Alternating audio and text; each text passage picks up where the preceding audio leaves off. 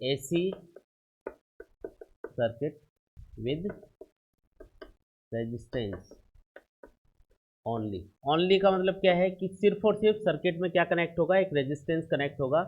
इसके अलावा कोई भी चीज़ हमको कनेक्ट नहीं करनी है। जैसे इंडक्टर, कैपेसिटर, ये भी पढ़ा था ना आपने, वो हमने अभी कनेक्ट नहीं किया है। सिर्फ और सिर्फ एक ही चीज़ कनेक्टेड है और उस चीज़ का नाम क्या है, रेजिस्टेंस। ठीक है, सर्किट ड्रॉ करेंगे। देखो जो स्टेप्स मैं फॉलो कर रहा हूँ अच्छे से समझ लो, क्योंकि आगे वाले 2 टॉपिक है उनमें भी हम सेम स्टेप्स फॉलो कर रहे होंगे। सबसे पहले क्या करेंगे, एक सर्किट डायग्राम बनाएंगे जिसमें एक रेजिस्टेंस को हम कनेक्ट कर देंगे एक एसी वोल्टेज सोर्स के क्रॉस। किसके क्रॉस कनेक्ट करना है, एसी वोल्टेज सोर्स। और एसी वोल्टेज सोर्स का जो सिंबल है या एसी करंट सोर्स का सिंबल है वो कॉमन होता है, एक ही सिंबल है दोनों का।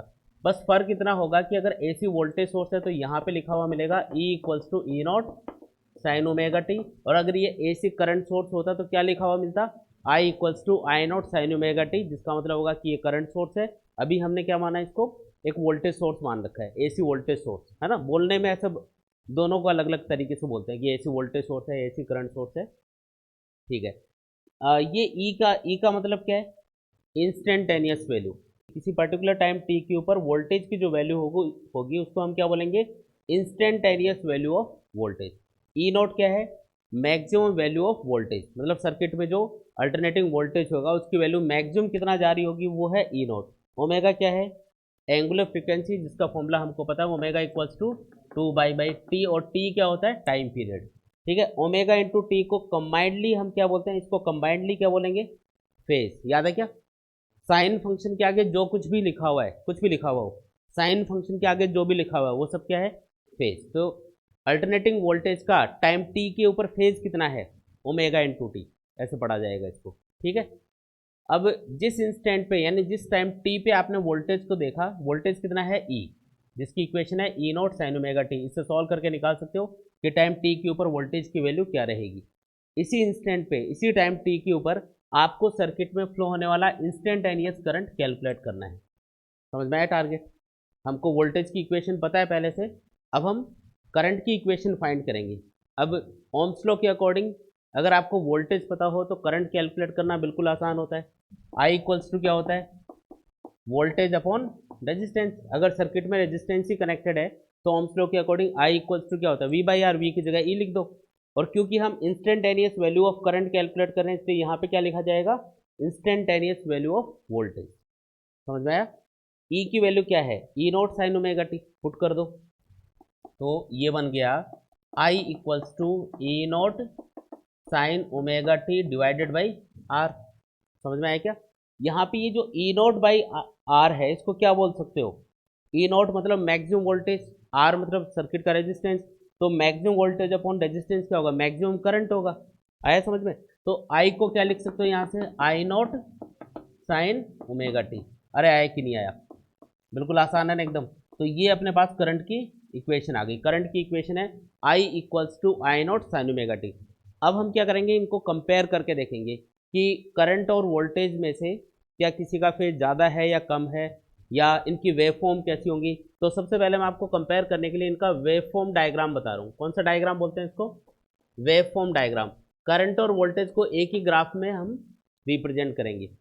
अगर मैं बोलूँ भी T equal to zero time पे बताओ कि वोल्टेज की वैल्यू कितनी है, तो टी इक्वल टू जीरो पे ओमेगा इंटू टी क्या होगा, जीरो। और साइन जीरो पे क्या होता है, जीरो होता है, ये पूरी वैल्यू जीरो आएगी। इसका मतलब टी इक्वल टू जीरो पे अगर आप चेक करोगे इस पॉइंट के ऊपर, तो करंट की वैल्यू, सॉरी वोल्टेज की वैल्यू क्या मिलेगी, जीरो मिलेगी। फिर जैसे जैसे टाइम आगे पास होगा, साइन फंक्शन के अकॉर्डिंग वोल्टेज की वैल्यू चेंज होती जाएगी। तो जो वेवफॉर्म बनेगी वो किस फंक्शन के अकॉर्डिंग बनेगी, साइन फंक्शन के अकॉर्डिंग बनेगी। तो ये मैंने वोल्टेज की वेवफॉर्म यहाँ पे ड्रॉ कर दी। ठीक है, मैक्सिमम वैल्यू कितनी है इसकी, ये मान लेते हैं ई नॉट। समझ में आई, वो टाइम पीरियड हो गया टी। हाँ, एक चीज़ याद रखनी है कि जब आपको एसी वोल्टेज की वैल्यू पता होती है और आप करंट की इक्वेशन फाइंड कर रहे होते हो, तो उससे जो फ्रीक्वेंसी है वो चेंज नहीं होती है कभी। पहले फ्रीक्वेंसी, एंगुलर फ्रीक्वेंसी कितनी थी, ओमेगा, किसकी, वोल्टेज की। और जो करंट की इक्वेशन है उसमें भी एंगुलर फ्रीक्वेंसी क्या आ रही है, ओमेगा आ रही है। इसका मतलब फ्रीक्वेंसी चेंज हुई क्या, फ्रीक्वेंसी चेंज नहीं होगी। करंट भी रेजिस्टेंस के अकॉर्डिंग करंट की वैल्यू कुछ अलग आ जाएगी अपने पास, लेकिन फ्रीक्वेंसी चेंज नहीं होगी। फ्रीक्वेंसी मतलब एक कंप्लीट साइकिल पूरा करने में जितना अल्टरनेटिंग वोल्टेज को टाइम लगेगा उतना ही टाइम अल्टरनेटिंग करंट को भी लगेगा जो इस सर्किट में फ्लो होगा। ये जो अल्टरनेटिंग वोल्टेज सोर्स आपने लगाया है, इससे सर्किट में जो करंट फ्लो होगा, इन दोनों की फ्रीक्वेंसी क्या रहेगी, वोल्टेज और करंट की फ्रीक्वेंसी सेम रहेगी। ओमेगा से पता चल रहा है ना, यहाँ पे ओमेगा 1 होता, यहाँ पे ओमेगा 2 होता, तो हम डिफरेंट फ्रीक्वेंसी बता सकते थे। समझ में आ रही है बात? तो फ्रीक्वेंसी सेम ही रहती है। अब हमें इसमें करंट की वेवफॉर्म ड्रॉ करनी है। करंट की वेवफॉर्म कैसे ड्रॉ करेंगे? तो करंट की वेवफॉर्म ड्रॉ करने के लिए आपको करंट की इक्वेशन ऑब्जर्व करनी है। करंट की जो इक्वेशन है उसमें t इक्वल टू 0 पे, है ना, ये फेज कितना होगा, 0, और साइन फंक्शन की वैल्यू 0 पे क्या आएगी, 0 आएगी। इसका मतलब करंट की वैल्यू क्या है, 0। मतलब t इक्वल टू 0 पे करंट भी क्या है, 0 है। फिर जैसे जैसे टाइम बीतेगा वैसे वैसे ये फेज चेंज होता रहेगा और साइन फंक्शन के अकॉर्डिंग करंट की वैल्यू चेंज होती रहेगी। तो जो वेव फॉर्म बनेगी किसकी, करंट की, वो भी जैसे वोल्टेज की वेव फॉर्म है उसी टाइप से बनेगी, क्योंकि दोनों का फेज सेम आ रहा है। यहाँ पे सेम टाइप की वेव फॉर्म का रीजन क्या है, एक ही साथ दोनों चेंज कैसे हो रहे हैं, एक साथ चेंज होने का मतलब है जिस इंस्टेंट पे वोल्टेज जीरो होगा करंट भी जीरो होगा, जिस इंस्टेंट पे करंट वोल्टेज मैक्सिमम होगा उस इंस्टेंट पे करंट भी मैक्सिमम होगा, जिस इंस्टेंट पे वोल्टेज वापस कम होकर जीरो हो जाएगा उसी इंस्टेंट पे करंट भी जीरो होगा, और जिस इंस्टेंट पे वोल्टेज अपोजिट डायरेक्शन में चला गया उस इंस्टेंट पे सर्किट में करंट भी अपोजिट डायरेक्शन में फ्लो होना स्टार्ट हो जाएगा। मतलब दोनों का फेज क्या है, सेम। इसको फेज बोलते हैं अपन। ओमेगा टी यहाँ पे, ओमेगा टी यहाँ पे, मतलब दोनों का फेज क्या है, सेम। क्या बोलते हैं इसको, सेम फेज में होना। अगर दोनों चीजें एक जैसे ही चेंज हो रही है तो हम क्या बोलेंगे कि दोनों सेम फेज में है। ये टर्म्स आपको सीखनी है ना। तो ये क्या बोला हमने कि ये करंट और वोल्टेज देख के डायग्राम हमको आइडिया लग गया कि अच्छा ये दोनों सेम फेज में है। ठीक है, इसको हम बोलते हैं वेवफॉर्म डायग्राम। इसके अलावा एक और डायग्राम बनाएंगे जिसको हम बोलते हैं फेजर डायग्राम। कौन सा डायग्राम, फेजर डायग्राम। जैसा है कि इसका नाम है फेजर डायग्राम, मतलब फेज से रिलेटेड कुछ डायग्राम बनेगा।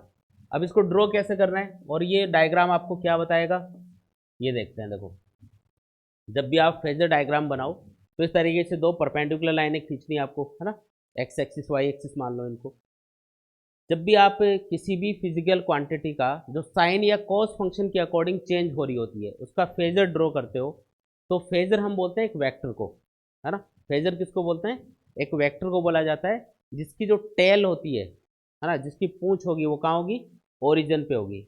जहाँ पे ये दोनों एक्सिस इंटरसेक्ट कर रही है वो क्या हो गया, ओरिजिन। तो आपको एक वेक्टर ड्रॉ करना है जिसकी टेल कहाँ पे होगी, इस ओरिजिन पे होगी। अब उसको ड्रॉ कौन सी डायरेक्शन में करना है, तो जिस भी फिजिकल क्वांटिटी, जैसे वोल्टेज के लिए आप फेजर ड्रॉ कर रहे हो, फेजर, फेजर मतलब वेक्टर, तो उस वेक्टर का जो मतलब फेज होगा उतने एंगल पे आपको उसके फेजर को ड्रॉ करना है। फेजर किसको बोल रहे हैं, वेक्टर को, जिसकी टेल कहाँ पे है, ओरिजिन पे है। ड्रॉ कौन सी डायरेक्शन में करना है भाई, इधर करना है, नीचे करना है। वेक्टर के ऊपर एक एरो का सिंबल भी लगता है ना, तो वो ड्रॉ कहाँ होगा, तो उसको हमको कैसे चेक करना है।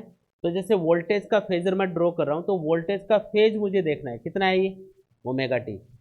तो वोल्टेज का जितना भी फेज होगा एक्स एक्सिस से उतने ही एंगल पे, एक्स एक्सिस ये हॉरिजॉन्टल वाली एक्सिस है, इससे उतने ही एंगल पे आपको उस वेक्टर को ड्रॉ करना है। कितना लिखा है यहाँ पे, ओमेगा टी, है ना। इसको 90 से कम मान के चल रहे हैं बल्कि 90 से कुछ कम एंगल है। तो मैं इसका फेजर कहाँ पे ड्रॉ करूंगा, एक्स एक्सिस से ओमेगा टी एंगल पे यहाँ पे ड्रॉ कर दूंगा। और जो फेजर होता है ना, उसका जो मैग्नीट्यूड होता है वो डिपेंड करता है उस फिजिकल क्वांटिटी की मैक्सिमम वैल्यू पे। जैसे मैं वोल्टेज का फेजर अगर ड्रॉ कर रहा हूँ तो वोल्टेज की मैक्सिमम वैल्यू कितनी है, ई नोट। तो मैं वहां पे क्या लिखूंगा कि ये ई नोट मैग्नीट्यूड का एक फेजर है जो वोल्टेज को रिप्रेजेंट कर रहा है, और ये कितने एंगल पे है, तो ये एक्स एक्सिस से ओमेगा टी एंगल पे है। ओमेगा टी पे ही क्यों, क्योंकि इसका फेज कितना है, ओमेगा टी। तो इसके अकॉर्डिंग हम इसको ड्रॉ करेंगे। समझ में आया ये, बस इसी को हम बोलते हैं फेजर डायग्राम। तो ये जैसे हमने वोल्टेज का फेजर ड्रॉ किया, इसी तरीके से अब हम करंट का फेजर ड्रॉ करेंगे। अब बताओ करंट का फेज कितना है, देख के बताओ, करंट का फेज कितना, ओमेगा टी, है ना। इसका फेज भी कितना, ओमेगा टी। तो एक्स एक्सिस से ओमेगा टी एंगल पे एक वेक्टर ड्रॉ कर दो, इसी लाइन पे आएगा, और उसका मैग्नीट्यूड क्या होगा, आई नॉट, क्योंकि जो फेजर होता है वो हमेशा उस फिजिकल क्वांटिटी की मैक्सिमम वैल्यू को रिप्रेजेंट करता है। कौन सी वैल्यू को, मैक्सिमम वैल्यू को, ठीक है ना। तो ये आ गया फेजर डायग्राम। अब इसमें खास क्या है, ऐसे वेक्टर तो ड्रॉ कर दिया लेकिन इससे पता क्या चलेगा, तो कोई भी फेजर हो उसका जब आप वाई एक्सिस के लॉन्ग कंपोनेंट लेते हो, कौन सी एक्सिस के लॉन्ग, वाई एक्सिस के लॉन्ग, तो वो उस फिजिकल क्वांटिटी की इंस्टेंटेनियस वैल्यू को रिप्रेजेंट करेगा। देखते हैं चलो, ये है वोल्टेज का फेजर।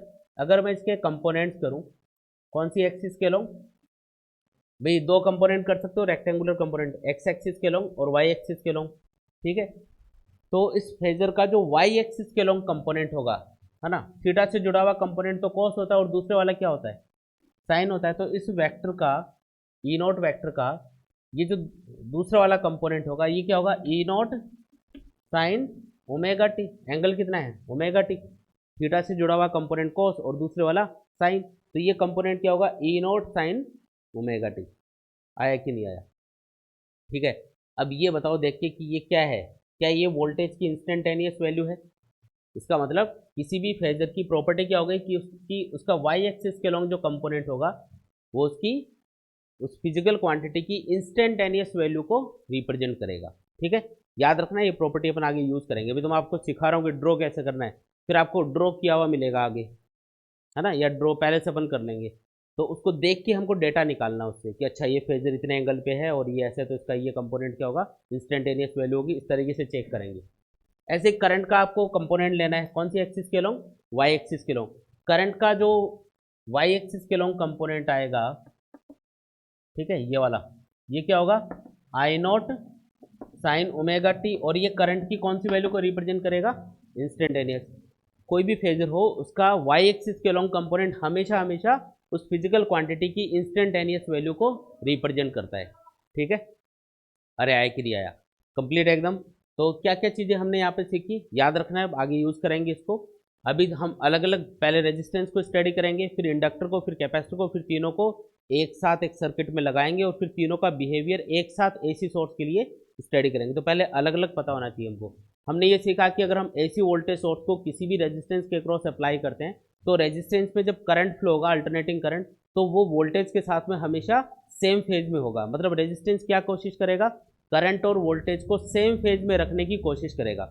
हम ये इससे समझ रहे हैं कि जो रेजिस्टेंस है वो कभी भी ये काम नहीं करता कि वोल्टेज को आगे कर देगा करंट को पीछे कर देगा, या करंट को आगे कर देगा वोल्टेज को पीछे कर देगा। वो दोनों को सेम फेज में रखेगा, क्योंकि दोनों का फेज इक्वेशन में क्या आ रहा है, सेम आ रहा है ना।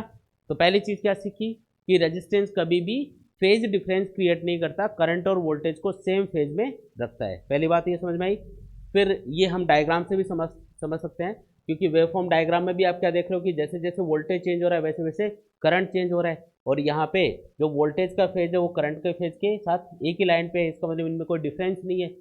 इनमें एंगल का डिफरेंस है क्या, कोई एंगल का डिफरेंस नहीं है, एक ही लाइन पे आ रहे हैं। इसका मतलब दोनों सेम फेज में है, ठीक है। इतनी बातें हमको इससे याद रखनी है। अगर कहीं पे वोल्टेज की इक्वेशन दे रखी हो E equals to E naught sine omega T, तो उसके लिए रेजिस्टेंस के लिए करंट की इक्वेशन क्या होगी, I equals to I naught sine omega t. समझ में आया।